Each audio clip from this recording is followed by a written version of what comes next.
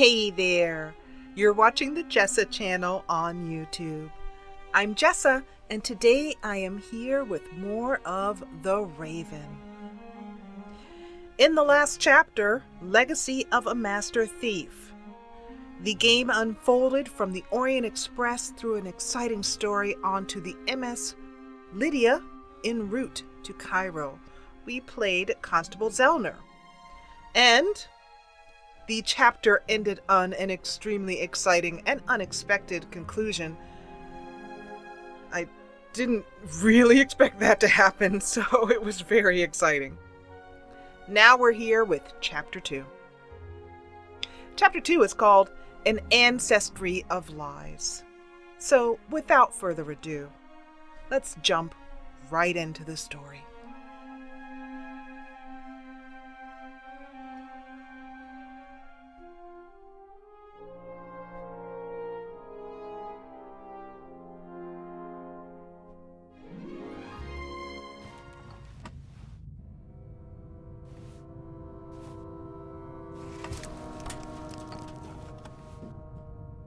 Why couldn't you just leave it be?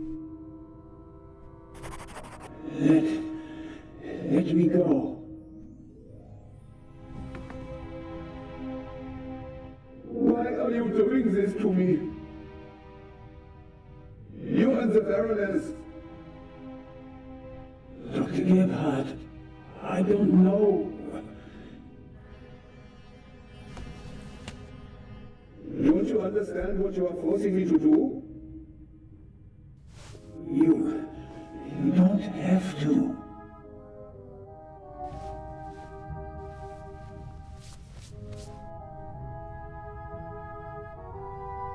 It is almost over.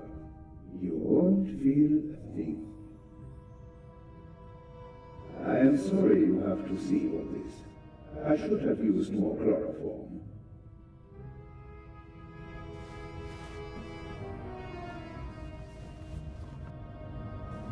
Oh, man. Ooh, we are in what you call a heap of trouble. You remember in the last episode, at the end of Chapter 1, I mentioned how this wheelchair was very conspicuous for having these wrist straps here.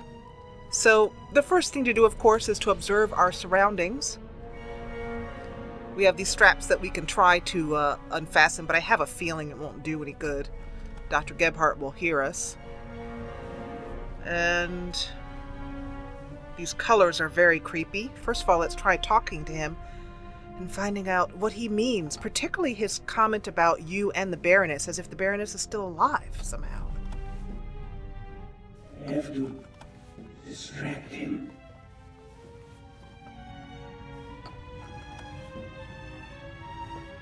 Well, let's get right to his... Well, I want to know about the murder of the Baroness. Why?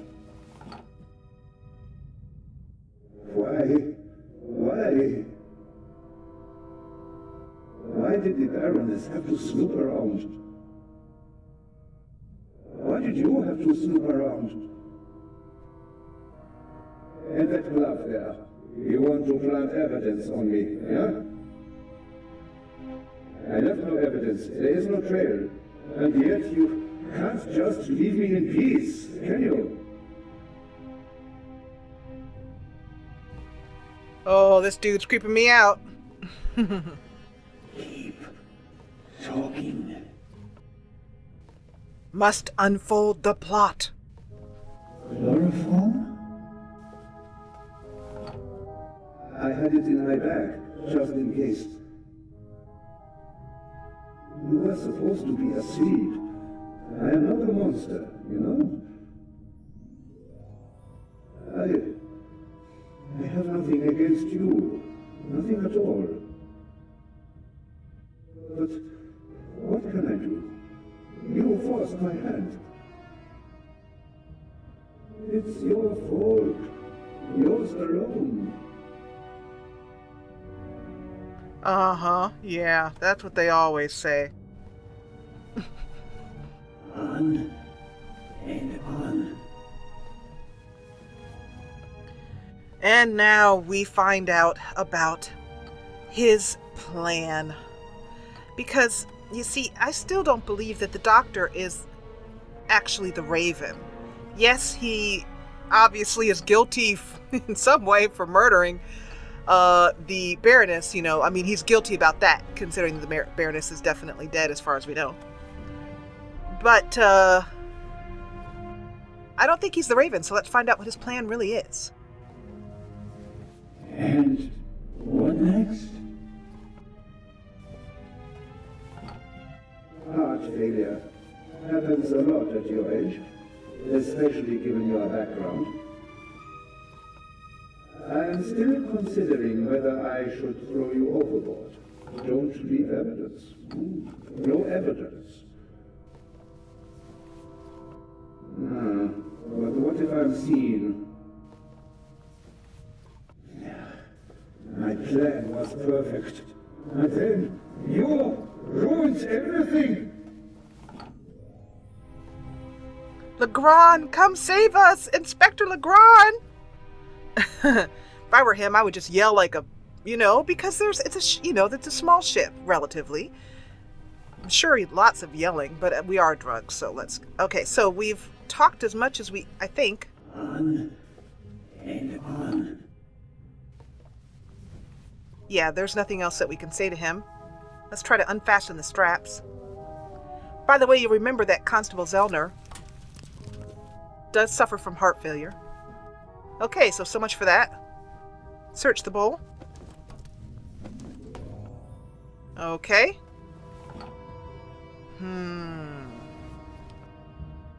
Inventory is empty. We cannot unfasten ourselves. Oh, examine the brown bottle. Chloroform. Still partly numb. Take the chloroform somehow? Okay. Can't reach it. Well, I know that. But how else are we gonna do this? Oh, the footrest. Ha-ha!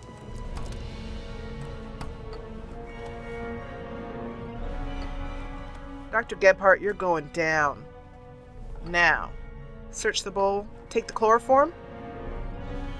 I don't understand. With our foot? Let's try searching. I don't know. A pair of scissors. Ha-ha! You are a very convenient murderer, Dr. Gebhardt. Thank you.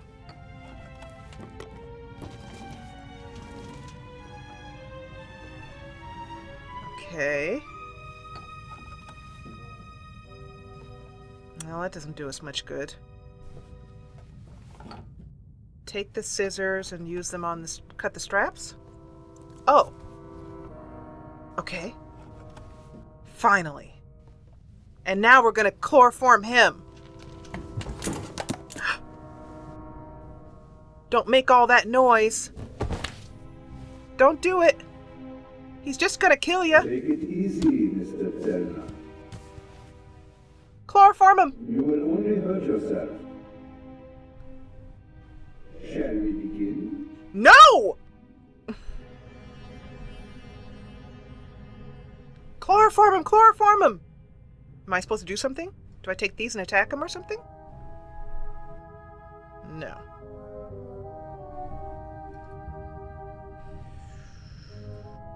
Oh, I'm so creeped out.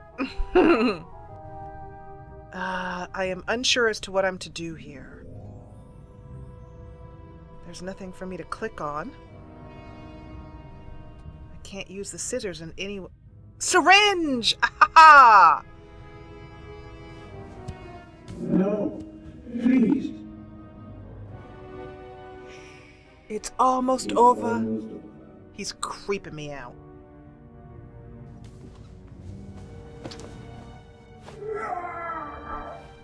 Ooh, right in the face! I will. Are you okay? Oh, so thrilling.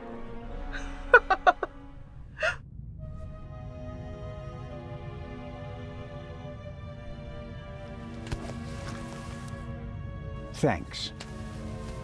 A wet towel works miracles. I told you so. Out with it then. What were you doing down there? Inspector, at least let the constable recover his breath. He almost killed himself. Me? No.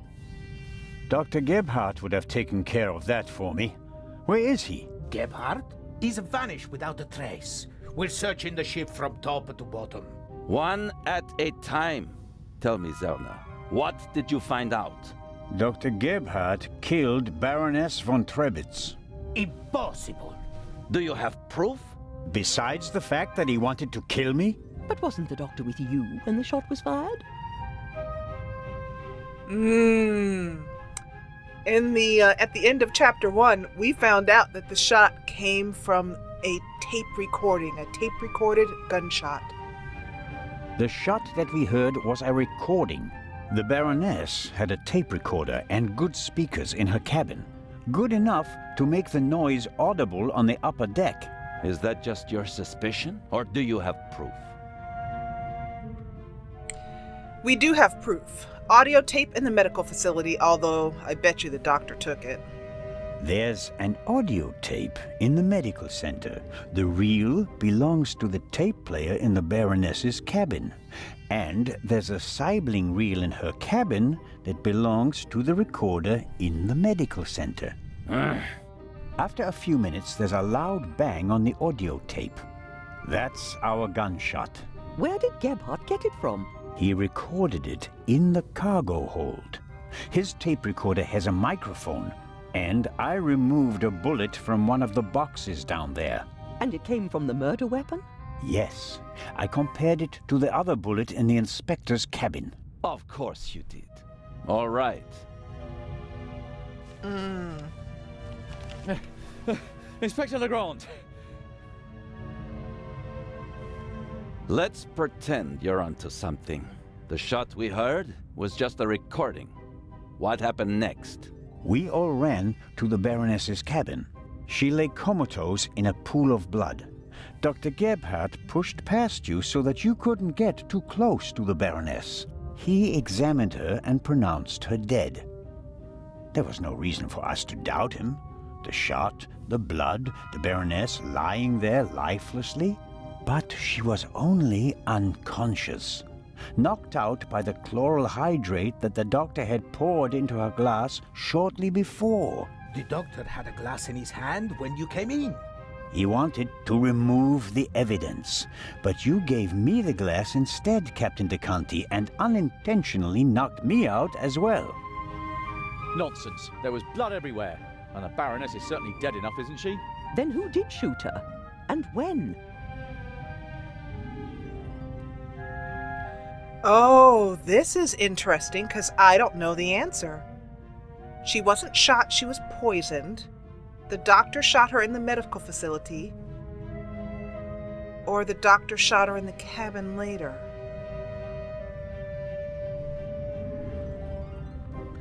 I think if the doctor had shot her in the medical facility, we would have heard it. And also in the cabin. No! Wait, yes! She was shot in the cabin because those pillows that we found in the cabin that had a gunshot through them and the gun up against the pillow and gunshot residue. So he shot her in the cabin. As I already said, it was Dr. Gebhardt. He shot the sleeping Baroness in her cabin, barely 10 meters away from us. What are you saying? The doctor was alone in the cabin for a while. When the alarm went off, it was deafening. I couldn't even hear myself. And I found a pillow with burn marks. Could have been used to muffle a gunshot. And the blood? The blood wasn't real. Dr. Gebhardt mixed up a liquid that looked like fresh blood to the casual observer. But the liquid remained red instead of becoming darker and browner from exposure to the air. That meant he had to clean the body and get rid of the bedding. But the blood was already there when we first entered the cabin. Dr. Gebhardt was in the Baroness's cabin before the murder. He hid a surgical glove full of the red liquid under her sheet.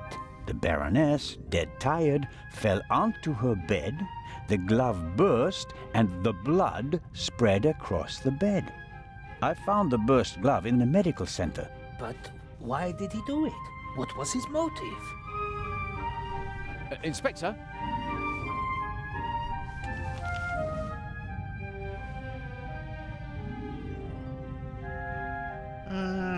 Okay, here's another one where we can kind of put the clues together that we've seen so far. The doctor did say, "Why did she do this to me?" The Baroness had mentioned that she had found, was going to reveal a murderer later that evening. I don't think she would blackmail the doctor, though. But I think that maybe he feared she'd blackmail them?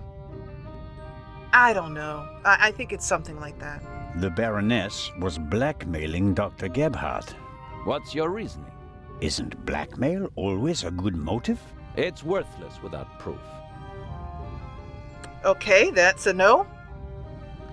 I don't think it was about the eye of the Sphinx, but we'll try it. It had to do with the eye of the Sphinx. The Baroness was supposed to bring one of the keys to Cairo. So Dr. Gebhardt was the Raven? I don't think so, but perhaps he was working with him. No. You have anything to contribute, Constable? Confession, sir. Dr. Gebhardt was the Raven. It's all here. He admits to everything. What does it say? It says, "Do you still remember, my dear Nico? The streets were wet with rain, and the scent of roasted barley and fermenting yeast wafted over to us from the brewery. A dog barked until your shot struck down the innocent one. After that silence, not a single sound, except for my soft steps fading on the wet cobblestone street. They made a hero of you, and I, at last, found peace. At least until the urge returned. Some of us are not made for retirement, my friend. I thought they would assign this case to you, and that thought pleased me. We'd finally find out who was truly the better man. And it pains me now to have to admit that you and your little gumshoe got the better of me. You drove me into a corner, forced me to make mistakes. I congratulate you on your triumph, but no one will confine the Raven to a cage. There is but one way out, and that is by my own hand. Farewell, Raven Hunter. R.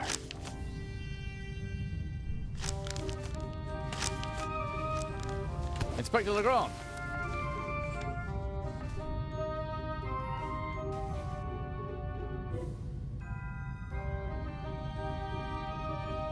Well, we all know that isn't true. That's a planted letter if I ever heard of one.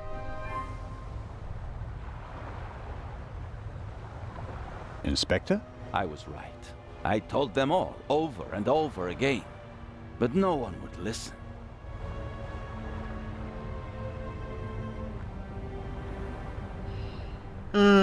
Let's ask him about the letter first. What about the handwriting, the wording? Does the farewell letter match the Raven's other letters? Yes, it's his handwriting. His words. I've read all the Raven's letters, all of them, over and over again. I never thought it was possible. A resurrected Raven. The Raven was never dead. I shot the wrong man. But that man had the stolen goods, didn't he? So he must have been in league with the Raven. One could hardly call him innocent. Such a troubled inspector. You think that Dr. Gebhardt was really the Raven? The things Gebhardt describes in his letter aren't part of any police report. Only someone who was there would know them. Couldn't there have been others involved? One of the police, for instance. What if one of them changed sides? Why is it so hard for you to accept the simple truth? There was never a new Raven. There was only ever the old one. And that was Dr. Gebhardt. The modus operandi doesn't match. The Raven was not a killer. Legends are rarely what they seem to be, Constable Zellner. Mm-hmm. Then who was the man who was killed back then? William Jackson, a petty thief, committed some burglaries together with his brother. Talented, but not world-class. And they thought he was the Raven. Some people thought it was part of his disguise. If you're a debonair master thief, what better disguise than pretending to be a common crook? From time to time you let them catch you pulling small jobs, and no one ever imagines you're capable of a major heist. But you didn't believe it. I had my doubts, but everyone congratulated me and those doubts were pushed aside. It was like being caught in a storm, but eventually the storm passed and my doubts were still there. But not this time? No doubts telling you that Gebhardt isn't our man? It must be him. Where do we go from here? We deliver the eye and then I'll contact Paris. A task force will compare all of Gebhardt's known residences with the Raven's activity. And if there are any inconsistencies? You're welcome to keep an eye on the safe if you can't let it go. The ship will remain in Cairo for 1 day. That's all the time you'll have to catch your own Raven. I already have mine.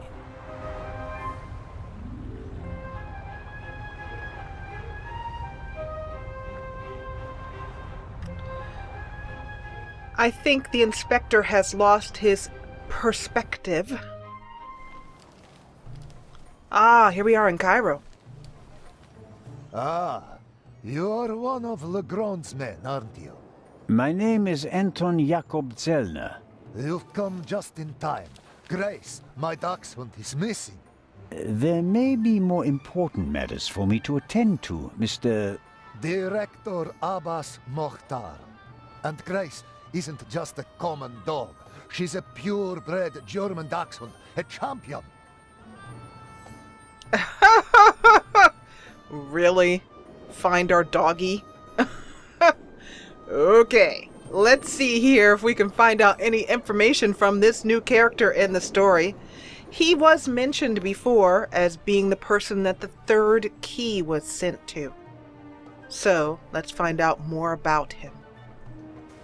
So, the exhibition will still open tonight. But of course, everything has been arranged. The final preparations are almost complete. But one of the two exhibits won't be there. A terrible loss, a tragedy. That irreplaceable Egyptian cultural treasure has been stolen for the second time. The second time? What? Did you really believe that the eye of the Sphinx was found lying on the banks of the Thames? Okay, good point. And has Inspector LeGrand been here? Inspector LeGrand, Professor Lucien, and Constable Oliver are overseeing the transportation of the safe. They should be here at any moment. I'll have a look around in the meantime. Do you think that's necessary? The Raven is dead, after all. If you mean Dr. Gebhardt, his body was never recovered. Nor the stolen eye of the Sphinx, for that matter. It does us a great honor that the Inspector is concerned about us. But we have everything under control. LeGrand isn't as concerned as he should be. But I am. Is the museum closed? Yes. Only carefully selected guests may enter the museum during preparations for the gala. And of course, you're one of them, Mr. Constable. Mr. Constable. Okay, we want to get in there and case that joint, as it were, and find out, get to see the museum and see. I have a feeling that the theft of the second eye is going to happen tonight. What can you tell me about the museum's security system? One of the best on the market. And the second eye will still be exhibited in our special treasure chamber, which is extra secure. Treasure chamber? See for yourself, to the right of the entrance. The eye is as safe as the British Crown jewels. I'm not convinced of that. I think I'll have a look around the museum. Please do. There's a lot to see. And you let me know if you see Grace, won't you? I hope we find her before the great inspector arrives. Isn't it fantastic how he solved the murder on the ship? LeGrand? Of course, it's in all the newspapers. The murder of the wealthy Baroness von Trebitz, and how the great Inspector LeGrand identified the murderer in just one day. It's the stuff legends are made of. You should count yourself lucky to have the chance to learn from him. Ha! He had nothing to do with it. It was all us.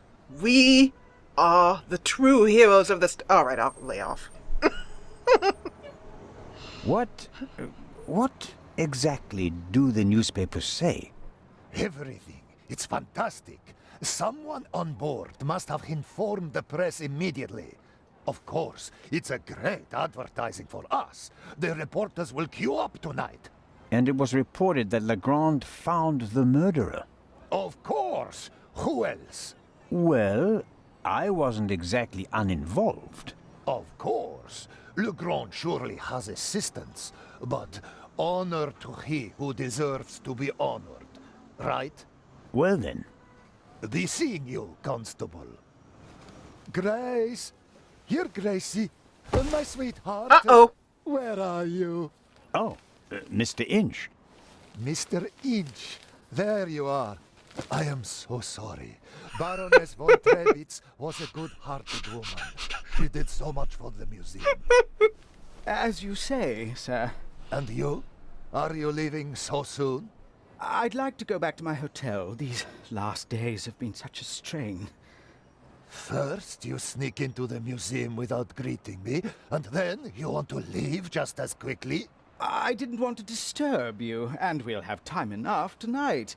Yes, you simply must come tonight. I wanted to present Baroness von Trebitz with a medal. Now you'll have to accept it. Of course, if you insist, sir. The Baroness paid for all this. Without her, there wouldn't have been an exhibition or a gala. She was very generous. Yes, she was. If you'll excuse me now. Constable Zellner, I want to thank you again for all you've done. You saved me, you could say. My pleasure. See you tonight.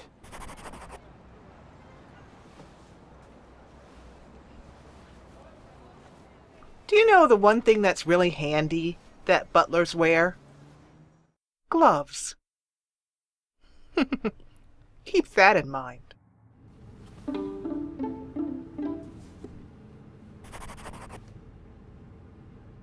And we're here, ready to, as I said before, case the joint.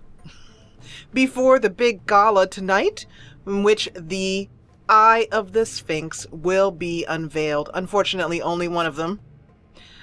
And so I'm looking forward to that. Let me know about what you think in the comments below. All the clues are adding up. And one important point to note, Dr. Gebhardt's body was never found. You just write that down in your detective notebook. I want to thank you so much for watching. If you enjoyed what you saw today, please hit the thumbs up button below and encourage me. And if you loved what you saw, join the party, the ever-growing party, and subscribe.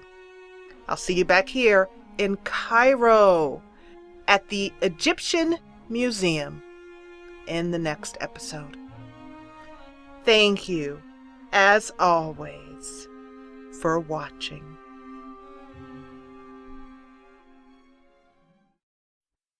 Get every new Jessa channel video right in your email inbox. Subscribe, then from your YouTube homepage, click Manage Subscriptions, then check Email with new uploads. And thanks for watching.